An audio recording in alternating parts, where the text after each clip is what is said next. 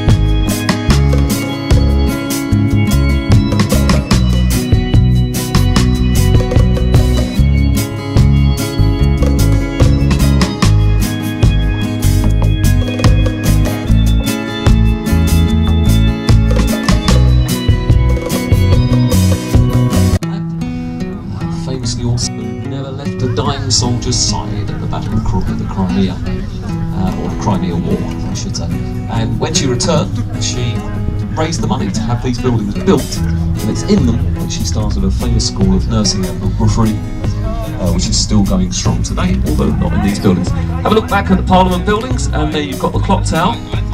Everybody calls it Big Ben. It's not its real name.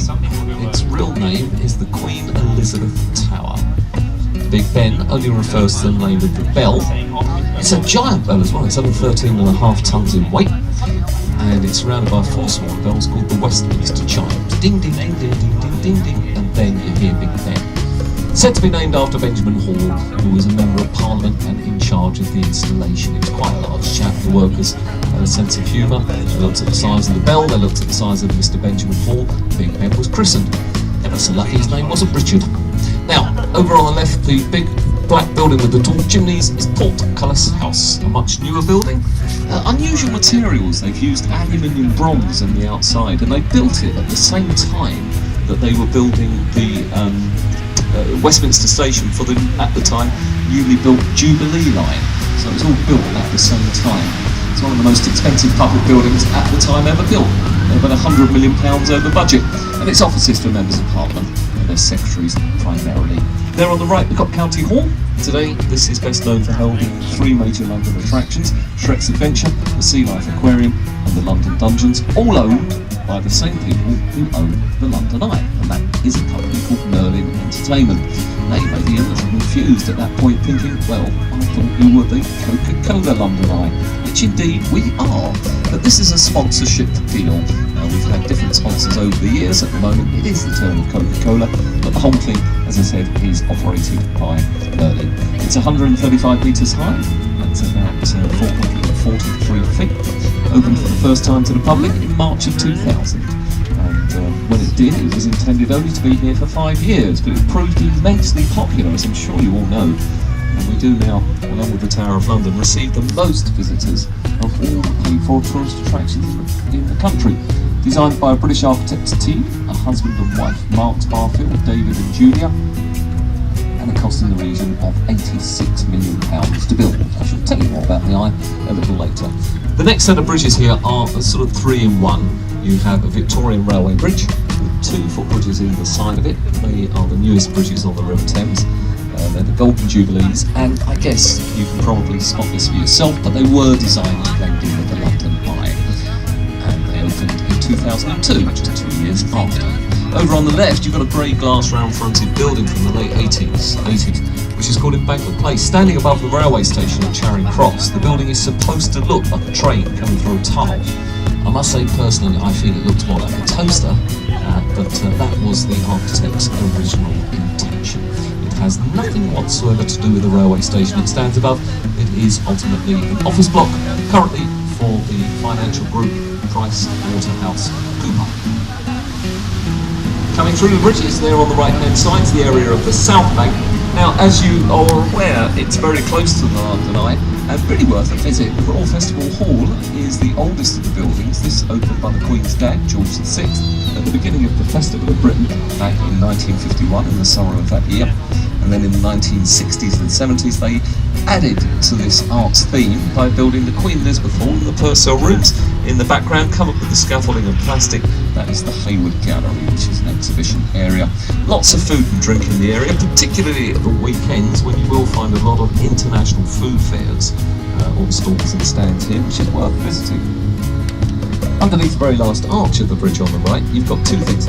One, underneath the white lights beaming down, 4 white lights there, that is the South Bank Book Fair, an eclectic selection of second-hand books. And also where the girl is with the orange hair, that is the entrance to the BFI, the British Film Institute. Underneath Waterloo Bridge we come. The skyline of London ahead of us. More about some of those buildings when we get there. Actually, I'll tell you about that building that has it has the slope, very defined slope down the side. That's what we call the cheese grater. One of the planning officers of the City of London, when saw it in its planning stages, said it looks like the sort of thing my wife might grate the parmesan on. I normally buy my parmesan ready grated. I think it shows the class difference. Over on the right, you've got the concrete building with electronic advertising. That's the National Theatre. It's a listed building, even though many people find it rather dull and looking somewhat like a car park. But the theatres inside, the Olivia, the Dorfman, and the Littleton theatres are superb places for live theatrical performances. Here on the right, more entertainment, this tall tower block and the white buildings coming down to the river. But if you look just above the tree lines, most of you who watch television here in Britain will recognise those 3 letters ITV. And they own the studios, they're known as the London Studios. They hire the studios out. Many different programmes come from here. Have I Got News for You, QI, the Jonathan Ross Chat Show, the Graham Norton Chat Show. They all come from these buildings. This is where you find Loose Women. Sadly, only the television show. Take Me Out, Through the Keyhole, The Chase, The Queue, Celebrity Squares, many more. The little white building there on the right. Studio 8, home of This Morning. We're very often on television as we sail past at this point in the river. Most mornings, most weekday mornings, do look out for us next time you're watching.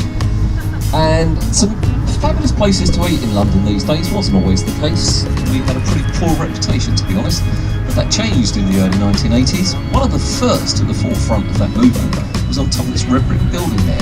You can see people dining in the Harvey Nichols Oxo Tower restaurant, brasserie and full blown restaurant. There's also a bar up there, cocktail bar.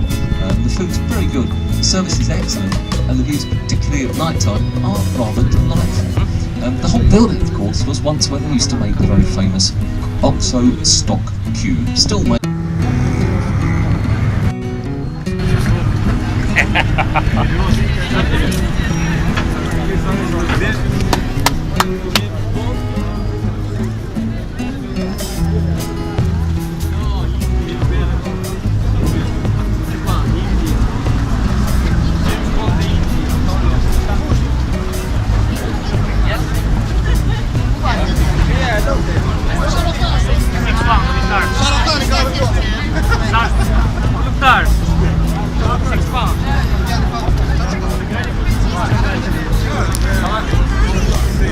Do you know him?